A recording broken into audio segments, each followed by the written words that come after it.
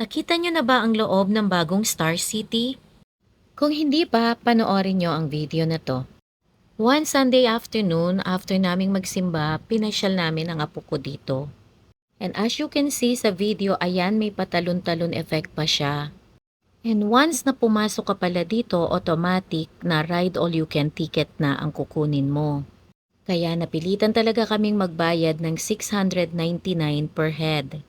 Kahit bata, ganun din ang rate. Buti na lang itong apo ko, birthday niya ngayong November kaya nalibre siya. Pag birthday month mo kasi, free entrance. At syempre para masulit, kailangan mong itry lahat ng mga rides nila. Vertigo Challenge accepted ba kayo? Isa sa una naming sinakyan ang Ferris wheel. At itong mga kasama ko, ayan, nagpapaypay at naiinitan sa nervyos.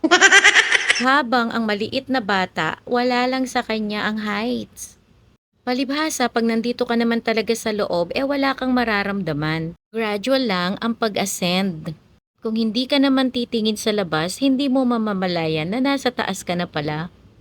Kaso wala rin akong masyadong nakuna na view kasi sarado sa grills. Baka daw kami tumakas.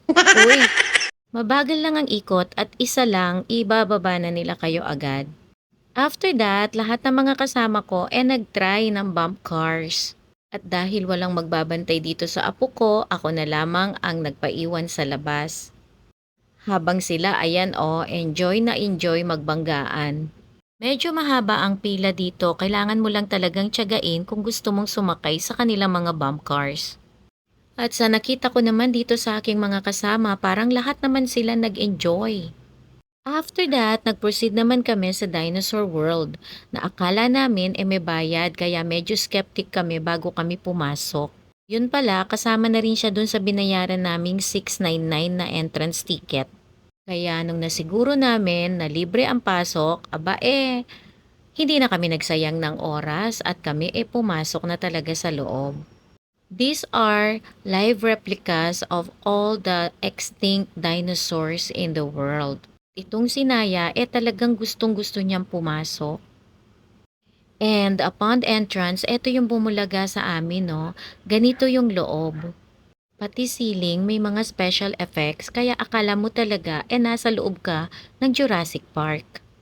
Kokonti lang ang taong inabutan namin dito kasi weekdays kami pumunta. I just don't know kung gaano kadami kung weekends kayo papasok dito.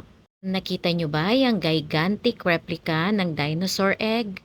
Sobrang laki, no?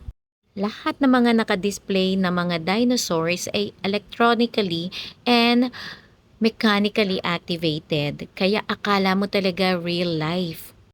Paikot-ikot lang kami dito at inisa-isa namin ang mga nakadisplay. Pero ang nakakapagtaka yung aking apo hindi talaga siya natatakot. Bagkus ay nag-e-enjoy pa siya sa aming pag-ikot dito sa loob ng Dinosaur World. Pagpasok mo, kailangan sa kaliwa ka pupunta kasi ang exit nito ay nasa parting kanan. And if you're bringing your kids here, I suggest na wag yung imimiss ang area na to kasi sobrang ganda sa loob. Ayan at talagang gumagalaw sila. Bawat isa ay may mababasa kang description at kung ano ang pangalan nila. Kokonti lang naman ang display kaya hindi ka malilito dito. Picture-picture lang talaga for the reels. Tapos may sound effects dyan na akala mo nag-growl talaga. Kaya pag nandyan ka talagang aakalain mo na nasa loob ka nga ng Jurassic Park. Itong kasama namin busy sa kanyang pagkuha rin ng video dahil very active din siya sa reels. Bang sinasabayan naman siya ng exploration ng aming maliit na binibini dito. Nakikisilip din siya at nakikitakbo-takbo. So after that, lumabas kami at nag-proceed kami sa next room which is parang underwater adventure where you can see different aquatic animals and fishes. Dito, pwede kang umupo or humiga, mag-relax ka sandali habang pinapanood mo ang kanilang show. Yun nga mga kasama ko sa sobrang relaxing daw, muntik na talagang makatulog at ayaw nang lumabas. Abay iba rin, taksya puda. Itry naman natin ang Caterpillar ride. Para lang kami bumalik sa pagkabata nito At hindi pa talaga natuwa sa isang ikot. Nag-request pa ng isa pa.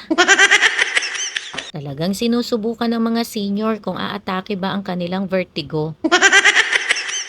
Kaya wag nang tigilan, sumakay tayo ulit. Ikot-ikot pa more hanggang sa Mahilo. Hala, sige, kaway. Parang kayo lang ang natutuwa sa ginagawa nyo ah. Minsan talaga okay din yung ganito that you do things that you don't usually do para mawala ang boredom sa buhay. Pero ang pinaka-amazing sa lahat ay itong aking 2 taong apo na walang takot sumakay mag-isa dun sa tiyubibong pambata. Abay kami lahat ay nininerbiyos pero siya tignan nyo at relax na relax. Saan kaya humuhugot ng lakas ng loob ang batang ito? Inenjoy din niya talaga ang kanyang pasyal dito sa Star City. Inenjoy lang talaga niya ang ride na yan. After that, we proceeded dito naman sa malaking swing, kung saan halos malaglag kami. Abay, napakalakas ba naman ng swing at ang taas ng inaabot namin kung hindi ka ba naman mapapakapit, ewan ko na lang. Pero yung batang maliit, na kanina ko pa inaalala, abay enjoy na enjoy at wala kang mababakas ni konting takot. Mas takot pa nga kaming mga seniors kaya kung todo kapit kami. Sumisigaw na nga kami dyan na itigil na at kami bababa na.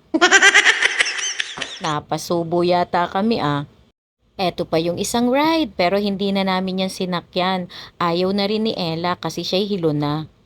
Pero ang pinaka-highlight talaga itong last ride namin. Ang river adventure kung saan malalaglag ka talaga sa tubig. Ayoko nga sana ng una pero ang sabi ko naman nandito na buwis buhay na. Kasi kung hindi naman to namin sasakyan baka pagsisihan namin sa dakong huli. Kaya never say die, go lang ng go. Kahit naiwan pa sa taas ng ere ang aking kaluluwa, abay hindi talaga ako nagpapigil. Mapapasigaw ka na lang talaga at the top of your lungs. Pero pagkatapos naman nito, you'll be proud of yourself na kahit papano menetry kang kakaiba at nag-enjoy naman talaga kaming lahat. Kaya kung kanina nanghihinayang kami dun sa aming binayad, ngayon naman naramdaman namin na sulit pala yun. Kami pa nga ang nagsara ng Star City nung gabing yan. Kung hindi lang kami binitbit ng guard palabas, talagang hindi pa kami lalabas. Gusto pa naming itry yung horror house at saka yung snow world. Kaso talagang pinapalayas na kami at magsasara na raw sila. So ayan na, sa susunod na pasyal na lang natin itry yung mga iba. Sana nag-enjoy din kayo sa panonood ng video na to. See you next vlog! Thank you for watching!